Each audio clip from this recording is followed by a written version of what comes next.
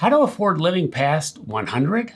Now, no one can live forever, but many of us might outlive our retirement plan. Here are the 3 big money mistakes in living a long life that create financial regret. Number 1, claiming Social Security too early. Next, not taking the opportunity to buy annuities or long-term care insurance, or to have another stream of income like rental property or a small business. And third, neglecting to save and invest adequately for these added years in retirement. Now, this set of profound wisdom, these 3 are from Josh Zumbrom in the Wall Street Journal, February 11th, 2023. Now, maybe you're thinking about living to 100, and many of us should. We have a link to the livingto100.com website. Now, as a CFP professional, I think this is a great use of your time to think about this kind of longevity. Now, when I created this video, I retook the test on that website, and I will tell you my results later in the program, where livingto100.com estimated my life expectancy. Now, you're watching What's Next with Money, a program with smart insights to guide your financial decisions. How to afford living past 100. Folks, many of you may have seen the Netflix 4-part series, Live to 100, Secrets of the Blue Zone. Now, what are these? Blue zones are areas of the world with folks who live to 100 and beyond. Here's a rundown of the series' key findings. And many of these can be themed as small improvements applied over the decades. And this kind of small improvements philosophy and technique can be seen in our video, 10 Money Habits of the Rich and Powerful, based on the Atomic Habits book by James Clear. And I added some of my own ideas to this list from the Netflix series. So they say a healthy diet, lower obesity, which lowers disease and healthcare costs, less out of pocket, social connectedness, combats loneliness, you're near families, you're often near nature in these blue zones, and then you know your purpose and live it. You know your purpose and live your purpose.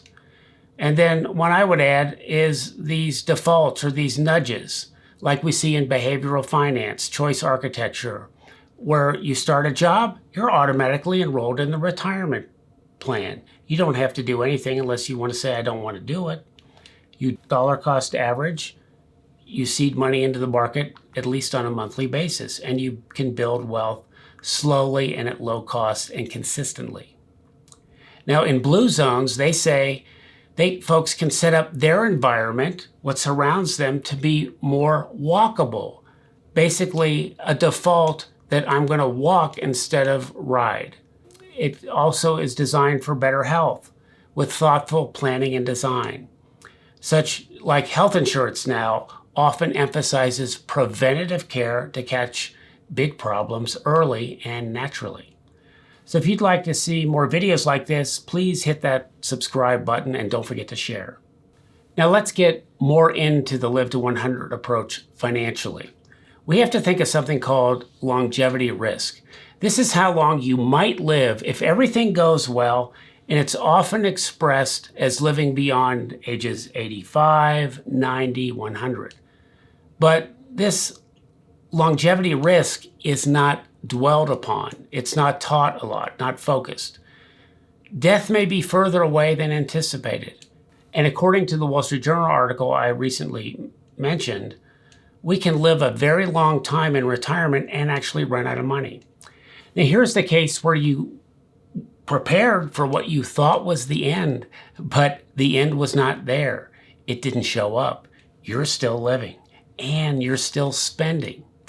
So the next big measure from that article is life expectancy, the average number of years you can live from any given age. And this is more commonly used in discussion about money and longevity. And it's used also in retirement calculators. So that's the idea of life expectancy. An example, people can prepare for the inevitable But what if the inevitable doesn't happen or show up in the time frame you are estimating? So stay tuned for my Living to 100 age results at the end of this video. Now, what can you do from a money standpoint? We have many of these answers in detail in other videos: secrets of wealth building and when to start Social Security, optimizing your retirement paycheck, 8 decisions that can build momentum, net worth equals net wealth, invest in what you know, parts 1 and 2, and do's and don'ts for building wealth. We're going to have links to all these, but you can take more action based on the principles I'm going to give you about Living to 100 with these other videos. Now, here are the money principles that will give you an edge on affording to live past 100 and take account of that rarely used longevity risk. Here's the first one. Save and invest a portion of all income. Folks, this is salaries, small business profits, even rents. Set investing automatic and monthly, especially for retirement accounts. Strive to get matches from your employer in those retirement accounts, even checking out and using the new Roth 401ks. Now, you may have heard this example about tree planting, but it applies to investing. You might say the best time to invest was yesterday. Well, the second best time is today. Next, we want to continually upgrade skills to keep our income growing above inflation and make life interesting. Also, we want to manage debt effectively to grow our net worth over time. Then, consider nurturing entrepreneurial leanings and special skills you enjoy that you can get paid for. Now, folks, these may change over time, your interests, your leanings, your skill sets, but they could start as hobbies or personal interests or skills, maybe something you learned from your parents or a relative, or in 4-H, maybe an entrepreneur club in high school, and you can revisit that. Next, consider sources of alternative income before and in retirement. This is the area of annuities, rental income, small business ownership interests, maybe even pensions. And of course, tried and true way to keep building wealth and not draw down retirement assets early and delay claiming Social Security at the same time. Working longer, even if it's part-time, to extend income and not to dip into those investment accounts. And remember, if you delay claiming starting Social Security anytime between the ages 62, when it's first eligible, and 70, every year you delay, that paycheck grows by 8%. And it's compounded, and it's lifetime income, and it's inflation adjusted.